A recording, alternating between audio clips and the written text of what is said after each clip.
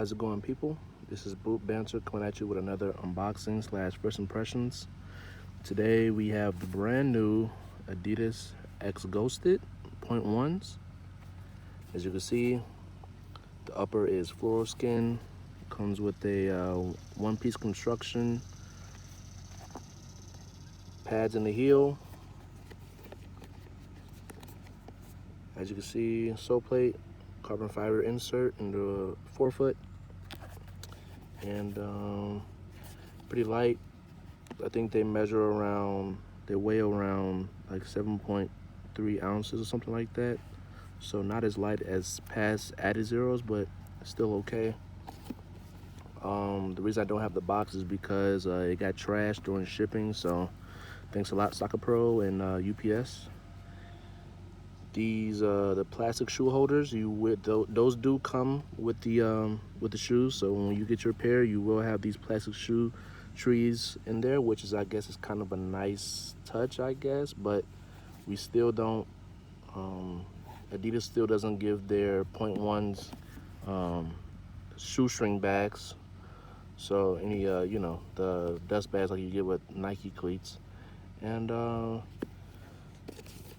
let me try and get one of these out for you guys. Can I do it?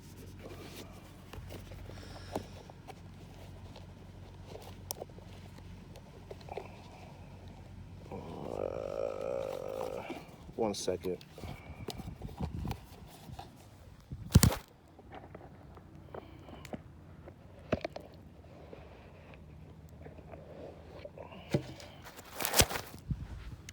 Sorry about that. I just had to get the shoe horn out, or shoe tree. And these are light, and the upper is pretty thin.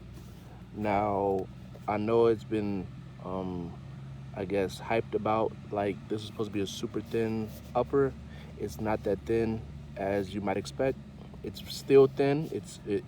It's thinner than the X18, the X19.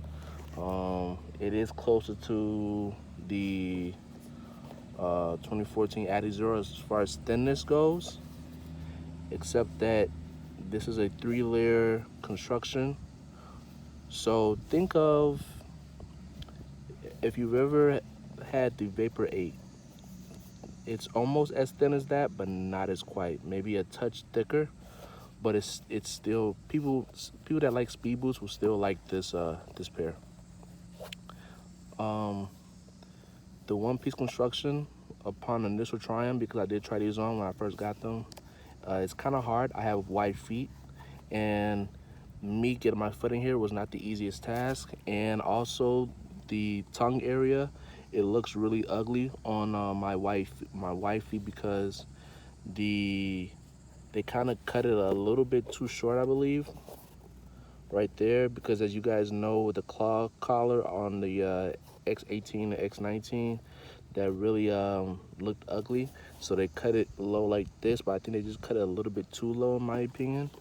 And it looks kind of weird on my wide feet. Like, you could see that if I put them on, that the tongue area kind of bulges out. It doesn't mess with the fit, it just looks weird. One area that I was kind of concerned with is that I thought that, because you see in pictures of some people wearing them, is that the ankle area kind of flares out the same way some people have problems on the Vapor 10. But on my wide feet, I kind of have wide feet all the way through. So that means wide forefoot, wide midfoot, wide ankle. And I think because of my ankles are kind of wide as well, it filled the space up in the boot and didn't mess it up. It didn't make them flare out, so I was happy about that. You do get a lot of lockdown due to the two pads that's carried over from the X18 and X19. So as far as lockdown goes, people will be satisfied with it. It's very good.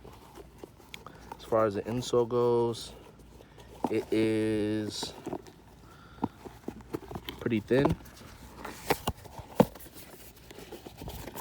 as you can see.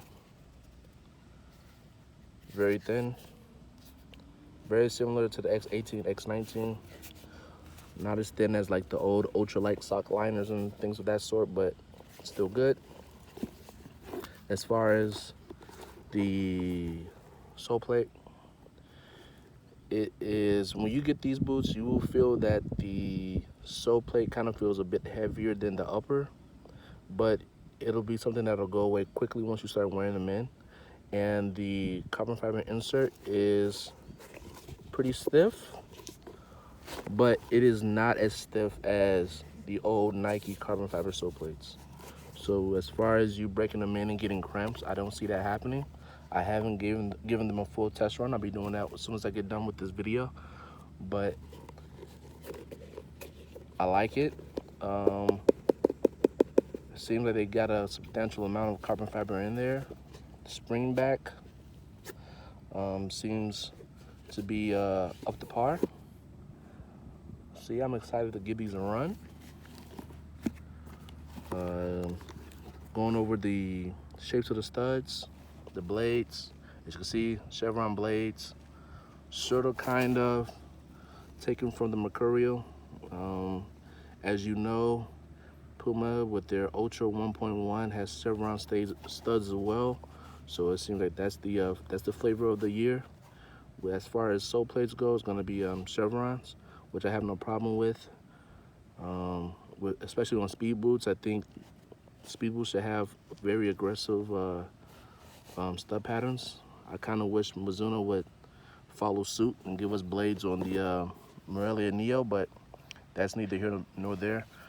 So yeah, going over, doing a quick rundown. Upper floor skin, very thin, a bit wider than you might expect. Wide footers should be able to fit this, but you will have problems getting them on initially.